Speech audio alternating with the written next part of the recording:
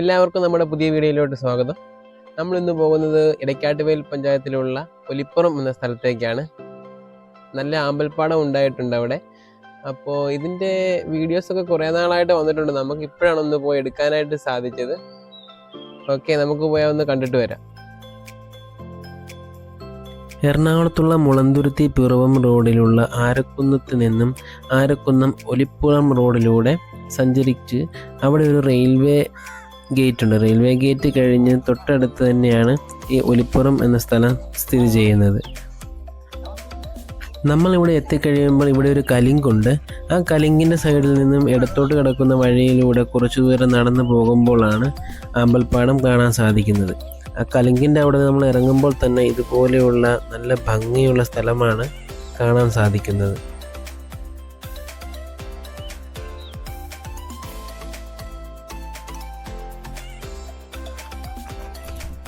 നമ്മളിപ്പം ഒലിപ്പുറം എത്തിയിട്ടുണ്ട്.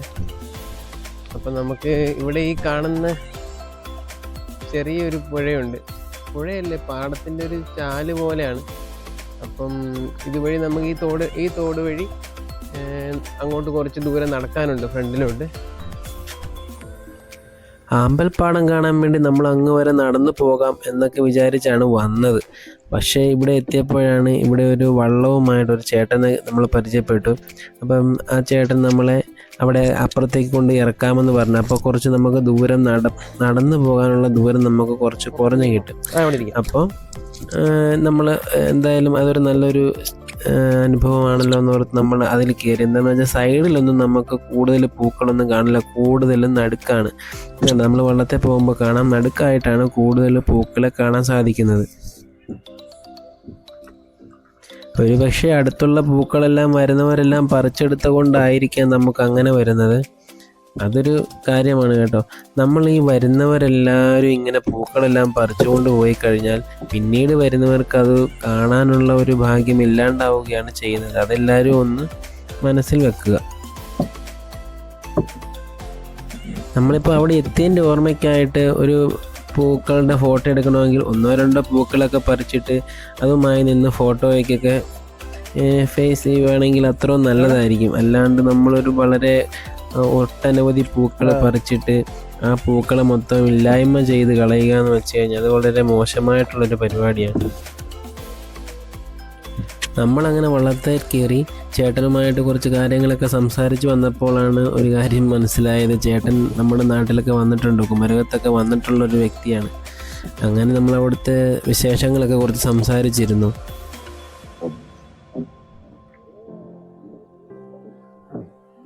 നല്ല ഭംഗിയുണ്ട് നമുക്ക് ഇവിടുന്ന് ആ ദൃശ്യങ്ങളൊക്കെ കാണുവാനായിട്ട്. അതായത് പുലർച്ചെയുള്ള ആ ഒരു ദൃശ്യങ്ങളൊക്കെ കാണാനായിട്ട് വളരെ ഭംഗിയുണ്ട്.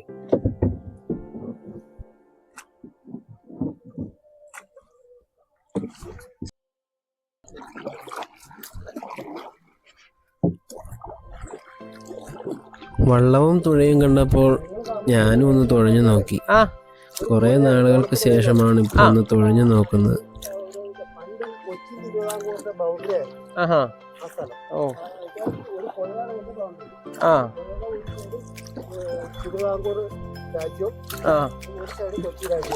അത് ശരി. ഞാനൊരു അവിടെ തന്നെ നമുക്ക് 6 വർഷം ജോലി ചെയ്തായിരുന്നു. അത് കഴിഞ്ഞ് ഞാൻ അവിടുന്ന് ട്രാൻസ്ഫർ ആയി പഠിച്ചിട്ട് 2019 റിട്ടയർ ആയിരുന്നു. എന്നായിരുന്നു അപ്പൊ വർക്ക്? എന്നായിരുന്നു അവിടെ? ഞാൻ ഓഫീസ് അറ്റൻഡന്റ് ആയിരുന്നു. ഇറിഗേഷൻ ഓഫീസിൽ. ആ തണ്ണീർമുക്കത്തിന്റെ 3rd സ്റ്റേജ് പണിത സമയത്തൊക്കെ ഫുൾ ടൈം ഞാൻ അവിടെ ഉണ്ട്. ആണല്ലേ? എസ് എൻ കോളേജിൽ എങ്ങനെയാ?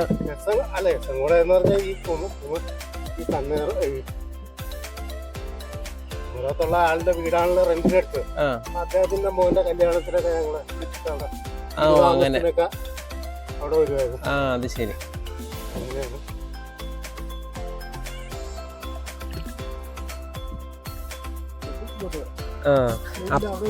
നേരെ വള്ളം ഇല്ലെങ്കിൽ അതുവഴി കറങ്ങി വേണം, അപ്പുറം വഴി ഇങ്ങനെ കറങ്ങി വരണം അല്ലേ?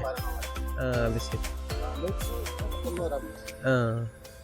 ഇതിപ്പോ നമുക്ക് ഇപ്പൊ തിരിച്ചു പോകണമെങ്കിൽ വേറെ 50 രൂപയുടെ അതോ വേണ്ടി വരും? ആണല്ലേ? അത് ഞാനല്ല, ഞാനിതിന്റെ ഫെറിമാൻ മാത്രമായിട്ടാ. ആ അവരാണ് ഇതിന്റെ ഈ അച്ഛനൊക്കെയാണ്. അവര് ഒരുപാട് പൈസയൊക്കെ മുടക്കിയിട്ടാണ് ഒരു പുതിയൊരു സംരംഭം തുടങ്ങിയതല്ലേ.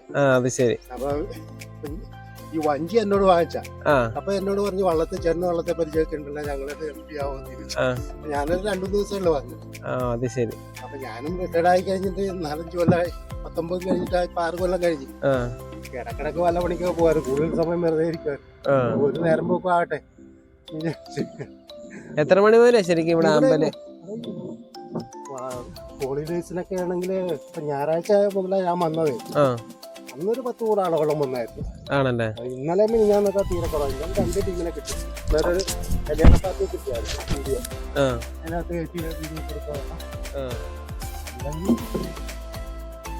എത്ര മണി വരെ ഇവിടെ ആമ്പലൊക്കെ കൂടുതൽ വരുന്നത്? ഇതൊരു 10 മണി വരെയൊക്കെ ഇങ്ങനെ നിൽക്കും. ചുരുങ്ങി പോകും. നമ്മളിപ്പോ വന്ന പോലെ ആ വള്ളത്തെ വന്ന ചേട്ടന്റെ കൂടെയൊക്കെ ഒന്ന് യാത്ര ചെയ്യുവാണെങ്കിൽ നമുക്കതൊരു വേറൊരു എക്സ്പീരിയൻസ് ആയിരിക്കും. ഞാനിവിടെ വന്നിട്ട് അങ്ങനെ കണ്ടില്ല കേട്ടോ, വള്ളത്തിൽ അങ്ങനെ വന്ന് പോയവരുടെ ഒന്നും വീഡിയോസ് ഒന്നും ഞാൻ കണ്ടില്ലായിരുന്നു. ഇത് അടുത്തിടയ്ക്ക് തുടങ്ങിയതാണെന്നാണ് ചേട്ടൻ പറഞ്ഞത്. അപ്പം ആ വള്ളത്തിലേക്ക് ഒന്ന് കയറുവാണെങ്കിൽ അവർക്കൊരു ചെറിയ സഹായമായിരിക്കും. അവർ ഈ നാട്ടിലുള്ളതല്ലേ, അപ്പം അവർക്ക് ഇതുകൊണ്ടൊക്കെ എന്തെങ്കിലും ഒരു ഗുണം കിട്ടുന്നെങ്കിൽ അങ്ങനെ കിട്ടട്ടെ. ഈ പാടത്ത് നിൽക്കുമ്പോൾ കാണാവുന്ന മറ്റൊരു സുന്ദരമായ ഒരു ദൃശ്യമാണ് ഇപ്പോൾ നമ്മൾ കാണുന്നത്. അതുവഴി ആ ട്രെയിൻ പോകുന്നത് ഈ പുലർച്ചയിൽ ഈ പാടത്ത് നിന്നും നോക്കുമ്പോൾ വളരെ ഭംഗിയുണ്ട് കാണാനായിട്ട്. ഇവിടുത്തെ ഒരു പ്രത്യേകതയാണ് കേട്ടോ ഇത്.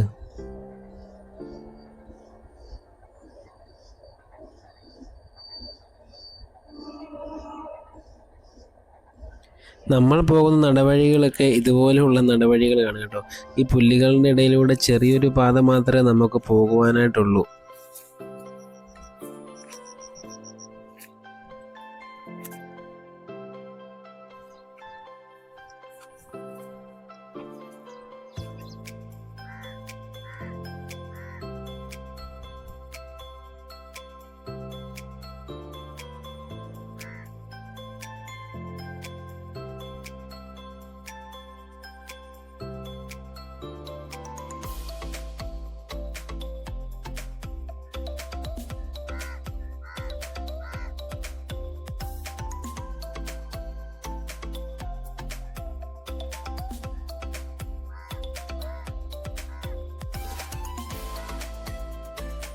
ഫുള്ളിങ്ങനെ ആമ്പലിങ്ങനെ കിടക്കുക. ഇനിയും മുട്ടുകളുണ്ട് നാളത്തേക്കൊക്കെ വിരിയാനായിട്ട്. അപ്പം നേരത്തെ നമ്മളൊരു ചേട്ടനെ കണ്ടായിരുന്നു. ആ ചേട്ടൻ പറഞ്ഞ് നമ്മളോട് 10 മണി വരെയൊക്കെയാണ് ഏകദേശം ഇതിൻ്റെ നല്ലപോലെ വിരിഞ്ഞ് നിൽക്കുന്നൊരു സമയം. അപ്പം എല്ലാവരും അതിന് മുമ്പ് വന്ന് കാണുക. ഇനി ഇത് എത്ര നാളുണ്ടാവും എന്ന് പറയാൻ പറ്റില്ല. അതുകൊണ്ട് എല്ലാവരും വരുന്നവരൊക്കെ ഉടനെ തന്നെ വന്ന് കണ്ടിട്ട് പോകുക. യാതൊരുവിധ ശല്യങ്ങളോ അങ്ങനെ ഒന്നുമില്ല.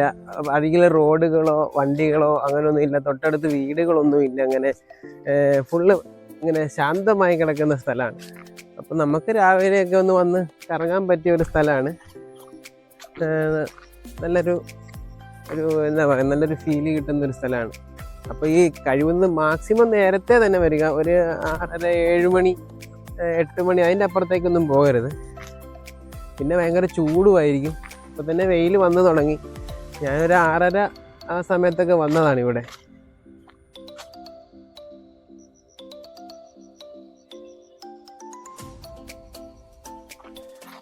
പിന്നെ നമ്മുടെ നാട്ടിലെ മലരിക്കലുണ്ടല്ലോ, കോട്ടയം. അപ്പോൾ കോട്ടയത്തെ മലരിക്കലിൻ്റെ അത്ര ഒന്നും വരില്ല എങ്കിലും നല്ല ഭംഗിയുണ്ട് ഇവിടുത്തെ സ്ഥലങ്ങളും മറ്റും കാണാനായിട്ട്. മലരിക്കൽ എന്ന് പറയുമ്പോൾ അതൊരു വലിയൊരു പാടശേഖരമാണ്. അത് നിറയെയാണ് ആമ്പലിങ്ങനെ വരുന്നത്. ഇത് പാടമല്ല, ഒരു തോടാണ്. അപ്പം അതിൻ്റേതായ ചെറിയ വ്യത്യാസങ്ങളൊക്കെ ഉണ്ടെന്നേ ഉള്ളൂ. കാണാൻ നല്ല ഭംഗിയുണ്ട്. ഈ സ്ഥലവും അതുപോലൊരു സ്ഥലമല്ല ഇത്. ഇത്തിരി വ്യത്യാസമുണ്ട് കാണാനൊക്കെ ആണെങ്കിലും. മറ്റേതിങ്ങനെ ഫുള്ള് പാടമായിട്ട് കിടക്കുക. നമ്മുടെ നാട്ടിലെ ആറ്റിലൊക്കെ ഈ ഇതുപോലെ പിങ്ക് കളറ് ആമ്പൽ മാത്രമല്ല ഉള്ളത്. അതുപോലെ നല്ല വെള്ള കളറിലുള്ള ആമ്പലുണ്ട് കേട്ടോ. കാണാൻ ഭംഗി ഇത് തന്നെയാണ്. നമുക്ക് ഇത്രയും വലിപ്പവും വരില്ല. ഇത് നല്ല വലിപ്പം വരുന്നുണ്ട്. അത്യാവശ്യം നല്ല കളറുമാണ്. കാണാനായിട്ടൊക്കെ നല്ല ഭംഗിയാണ്. ഇവിടെ നമുക്ക് പെഡൽ ബോട്ട് ഉണ്ട് കേട്ടോ. ഇപ്പോൾ ഇവിടെ ആളില്ല ഇതിൻ്റെ. അപ്പോൾ ഇവിടെ പെഡൽ ബോട്ടുണ്ട്, ഇപ്പോൾ കയാക്കുണ്ട്. നമുക്കിപ്പോൾ സൺഡേസിലൊക്കെ വരുവാണെങ്കിൽ ഇതൊക്കെ ഉപയോഗിക്കാം. അത്യാവശ്യം ആൾ വരുന്നതാണ്. ഇതിപ്പോൾ ഇന്ന് ഈ ഒരു ഇട ദിവസമായ കൊണ്ടാണ്, അധികം ആൾക്കാരൊന്നും ഇല്ലാത്തത് കൊണ്ടാകാം ഇന്ന് പെഡൽ ബോട്ടൊക്കെ കരക്കിയിട്ടിരിക്കുക കേട്ടോ. അതുകൊണ്ട് വന്ന് ഇതൊക്കെ ഒന്ന് എക്സ്പീരിയൻസ് ചെയ്യണമെങ്കിൽ വരാം. ഇത് ഈ സ്ഥലത്തെക്കുറിച്ചുള്ള ഐതിഹ്യം ഞാൻ കേട്ട ഒരു കാര്യമാണ് ഞാൻ പറയാൻ പോകുന്നത്. അതായത് ഈ ഒരു കുന്നിന് പറയുന്നത് കൊട്ടതട്ടി എന്നാണ്. അതായത് പാണ്ഡവർ ഇതിലെ ഇങ്ങനെ വനവാസകാലത്ത് ഇതിലെ സഞ്ചരിച്ച സമയത്ത് ഇങ്ങനെ ഈ കൊട്ട തട്ടി, അതായത് ഈ കൊട്ടയുടെ മൂട്ടിൽ വന്ന മണ്ണ് ഇങ്ങനെ തട്ടിക്കൂട്ടിയ ഒരു ഇതാണ് ഇങ്ങനെ കൊട്ട തട്ടി എന്ന് പറയുന്നത്. അതുപോലെ തന്നെ തൂമ്പ ചിരണ്ടി, തൂമ്പാലിരുന്ന് മണ്ണ് ചിരണ്ടിയിട്ട സ്ഥലമാണ് തൂമ്പ ചിരണ്ടി. അപ്പോൾ അവര് നമുക്ക് അവരുടെ വലിപ്പമൊന്നും സങ്കല്പിക്കാൻ പറ്റില്ല, അതിനപ്പുറമാണ്. അങ്ങനെയൊക്കെയുള്ള കഥകളൊക്കെ ഉണ്ട്. ആ കുന്ന് കാണുന്ന ഒരു വ്യക്തിയുടെ ഫുള്ള് അവിടെ അദ്ദേഹം പണ്ടത്തെ ഒരു പഞ്ചായത്ത് പ്രസിഡന്റൊക്കെ ആയിരുന്നു, എടക്കാട്ടുപള്ളി പഞ്ചായത്ത് പ്രസിഡന്റ്, എന്തോ സ്കൂൾ മാഷൊക്കെ ആയിരുന്നു, ജോസഫ് സാർ എന്നൊക്കെ പറയും. അദ്ദേഹത്തിൻ്റെ ഒരു മോനുണ്ടായിരുന്നു ബാബു. ഇപ്പോഴും അവിടെ ആ ഒരു വീടുണ്ടെന്ന് തോന്നുന്നു അല്ലേ. പക്ഷെ അതിൻ്റെ പൊക്കത്തിൽ കിണറിൽ ഇപ്പോഴും വെള്ളമുണ്ടെന്നാണ് പറയുന്നത്. അതുപോലെ ബുദ്ധിമുട്ടില്ല. അതുപോലെ അതിൻ്റെ പൊക്കത്തിൽ തെങ്ങും തോപ്പൊക്കെ ഉണ്ടെന്നാണ് പറയുന്നത്. പിന്നെ റബ്ബർ അല്ല, അങ്ങോട്ട് ആ ഒരു വ്യക്തിയുടെ സ്ഥലമല്ലേ, അവിടെ അങ്ങനെ വല്ല പണിക്കാരായിട്ടൊക്കെ. അതെ, അങ്ങോട്ട് ആ റൗണ്ട് മുഴുവൻ ഒരു 10-12 ഏക്കർ സ്ഥലം കാണും. അത് അതിൻ്റെ വൺ സൈഡ് റോഡാണ്, അങ്ങേ സൈഡ്. ഈ അമ്പലപ്പാടത്തിൽ ഫോട്ടോഷൂട്ടിനോ മറ്റുമായി വള്ളം ആവശ്യമുണ്ടെങ്കിൽ മണിയഞ്ചേട്ടനെ കോണ്ടാക്ട് ചെയ്താൽ മതി. ഞാൻ നമ്പർ കൊടുത്തിട്ടുണ്ട്.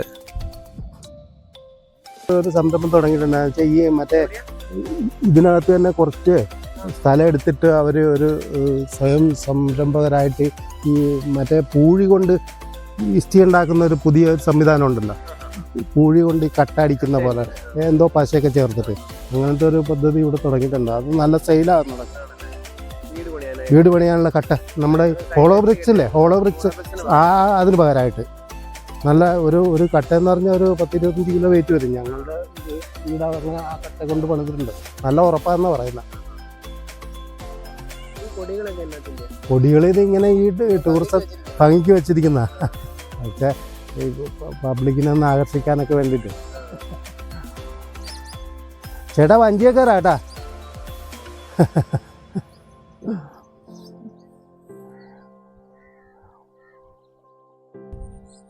നമ്മൾ വന്ന വള്ളത്തിൽ ഇപ്പുറത്തേക്ക് വരുന്നതിന് വേണ്ടി 50 രൂപയാണ് ഒരാൾക്ക് വേണ്ടി ചാർജ് ചെയ്യുന്നത്.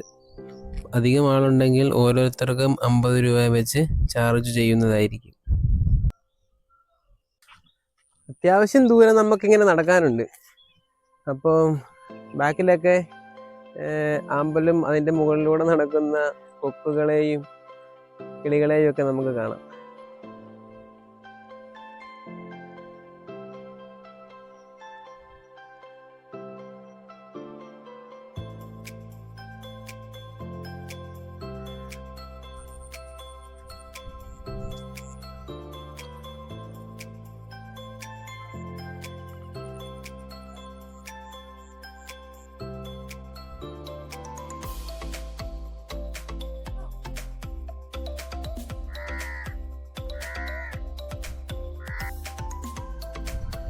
ഇവിടെയൊക്കെ മീനുകൾ ധാരാളം ഉണ്ടെന്ന് തോന്നുന്നു കേട്ടോ. അത്യാവശ്യം മീനുകളൊക്കെ മറിയുന്ന കാണുന്നുണ്ട്. ചിലർക്കൊക്കെ കിട്ടുന്നുണ്ടെന്നാണ് പറഞ്ഞത്. വരാലൊക്കെ ഉണ്ട്. ഞാനിപ്പോൾ 1-2 പ്രാവശ്യം കണ്ടു മീനെ. ചൂണ്ടിടാനും അത്യാവശ്യം കുഴപ്പമില്ലാത്തൊരു സ്ഥലമാണെന്ന്. നമ്മൾ ഓരോ സ്ഥലങ്ങൾ കാണാൻ പോകുമ്പോൾ അവിടെയെല്ലാം ഇതുപോലെ കുപ്പികളൊക്കെ ചിലയിടത്തൊക്കെ വലിച്ചെറിഞ്ഞിരിക്കുന്നതായി കാണാം. ഇത് നമ്മൾ മാക്സിമം ഒഴിവാക്കുക. നമ്മൾ കൊണ്ടുവരുന്ന കുപ്പികൾ തിരിച്ചു കൊണ്ടുപോകാനുള്ളൊരു മനസ്സെല്ലാവരും കാണിക്കണം. എന്താണെന്ന് വെച്ചാൽ അത് പിന്നീട് വരുന്നവർക്ക് അത് കാണുമ്പോൾ വളരെയധികം ബുദ്ധിമുട്ടായിരിക്കും. വളരെ വൃത്തിഹീനമായിട്ടുള്ളൊരു സ്ഥലമായി മാറും അങ്ങനെ കാണിക്കുമ്പോൾ. അതുകൊണ്ട് ഇത് മാക്സിമം ഒഴിവാക്കുക.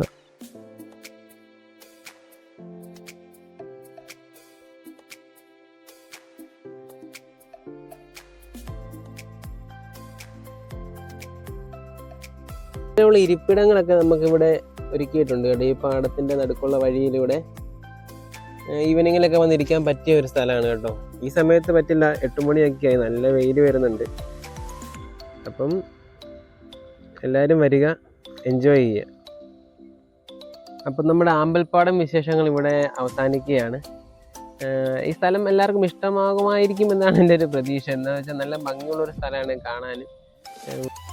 അതുപോലെ തന്നെ നമുക്ക് ഫോട്ടോഷൂട്ടിനും വീഡിയോ ഷൂട്ടിനൊക്കെ പറ്റിയ ഒരു സ്ഥലം കൂടിയാണ്. നമ്മളിപ്പോൾ വന്നപ്പോൾ തന്നെ ധാരാളം ആൾക്കാർ ഇവിടെ ഫോട്ടോഷൂട്ടിനൊക്കെ വന്നിട്ടുണ്ട്.